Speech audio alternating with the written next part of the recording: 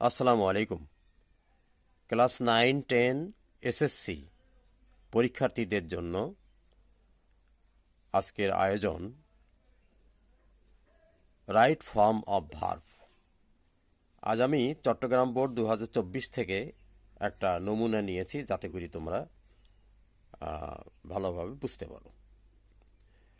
আচ্ছা, complete the following text with right forms of verbs. এখানে table দেওয়া আছে, টেবিল থেকে তোমাদেরকে যে শব্দগুলো দেওয়া আছে শব্দ থেকে তোমাদেরকে চয়েস করে শূন্যস্থানগুলো পূরণ করতে হবে। আচ্ছা, শব্দগুলো আছে কমান্ড। কমান্ড মানে দখল বা এখানে শক্তি অর্জন, সামর্থ্য অর্জন। প্রিপেয়ার মানে প্রস্তুতি গ্রহণ। হেল্প মানে সাহায্য করা। ডু মানে করা, ভার্ব তোমরা জানো। ক্লেম মানে দাবি করা। থিঙ্ক মানে চিন্তা করা। মেমোরাইজ মানে মুখস্থ করা। মেক মানে তৈরি করা। ডেভেলপ মানে উন্নতি ঘটানো, উন্নয়ন করা। এক্সারসাইজ মানে চর্চা করা। তাহলে আমরা এখন মূল টেক্সটটা যদি পড়ি তাহলে আমরা বুঝতে পারব। Most of the students of our country are expert in a dash answers. তাহলে অর্থটা কি দাঁড়াচ্ছে? অধিকাংশ ছাত্রছাত্রী আমাদের দেশের আর এক্সপার্ট ইন, এক্সপার্ট বলতে এখানে খুবই এক্সপার্ট মানে খুবই দক্ষ। ইন এ ড্যাশ অ্যান্সার্স মানে উত্তর মুখস্থ করার বিষয়টা এখানে বলা হচ্ছে। তাহলে ইন মেমোরাইজিং হবে, ইন থাকলে মেমোরাইজিং অ্যান্সার্স হবে। তাহলে এখানে এ ড্যাশে আমরা পেলাম মেমোরাইজিং। আচ্ছা, they do not be dash, তারা করে না। বি ড্যাশে কী হবে দেখি? নোটস দেমসেলভস, তারা নিজেরা। দে ডু নট মেক হবে, মেক তৈরি করে না। নোটস দেমসেলভস, তারা নিজেরা নিজেরা কোনো নোট তৈরি করে না। আচ্ছা, তাহলে বিতে হবে নোট, মেক, মেক হবে। They get them C dash, আচ্ছা, বাই দেয়ার টিউটর্স।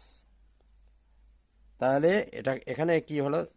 তারা তারা তাদের যে গৃহশিক্ষক আছে কিংবা শিক্ষক আছে তাদের মাধ্যমে জিনিসটাকে কি করে তৈরি করে নেয়।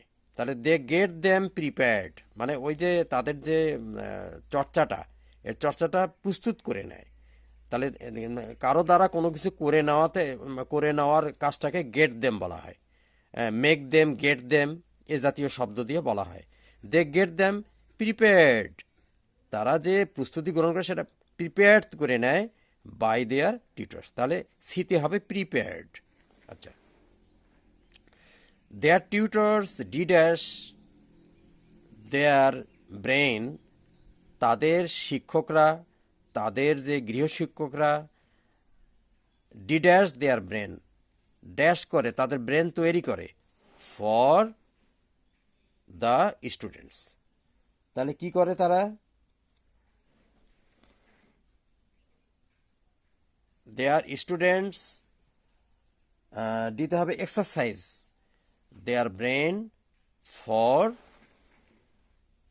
দ্য স্টুডেন্টস মানে টিচাররা তাদের যে ব্রেন এক্সারসাইজ করে, ব্রেনকে চর্চা করে ছাত্রছাত্রীদের জন্য।